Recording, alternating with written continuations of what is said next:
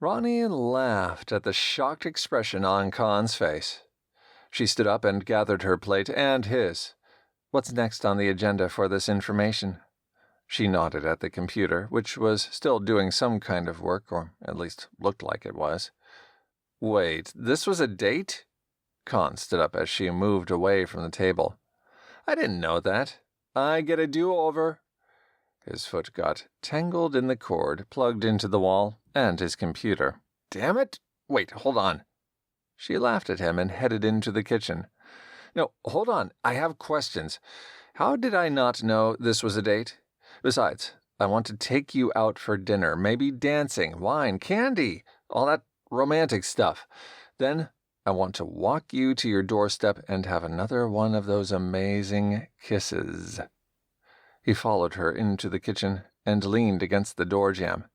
And damn it, you look better in my t-shirt than you did in that gown. How is that possible? Ronnie put the dishes in the tiny sink and turned around. First, you didn't know it was a date because 3/4 of your mind is still processing the information you're pulling from tonight's situation. Second, all that romantic stuff sounds nice, but in reality, I'm not sure we'll ever meet outside of when we work together. My world is very complicated. And third, you like me in your t-shirt better because men get growly and possessive when women wear their clothes. Khan blinked, and then shook his head. I agree with point number 1 and 3, but I'm not giving up on knowing you outside of work. I'll find you. Somehow. He walked up to her and dropped his hand on her hip. She smiled up at him. She wasn't averse to having another one of those mind-blowing kisses either. He lowered slowly, giving her time to retreat. Instead, she lifted to her toes. Khan, Archangel wants a group conference ASAP. Fury's voice doused the moment in ice water, and she couldn't help but laugh.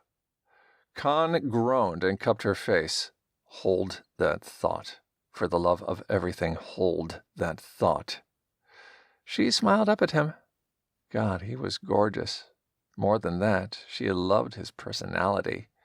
He made her laugh one moment, and the next he was sensual and growly, which hit just about every button she had. Khan, did you copy? Ethan came across the earpiece next.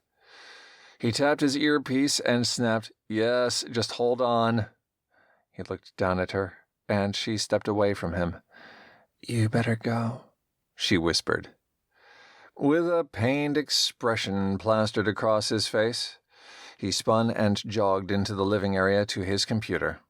She tapped her earpiece and followed him.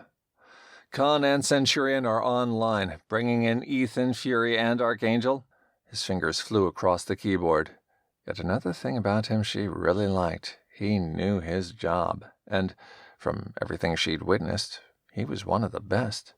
He was the whole package.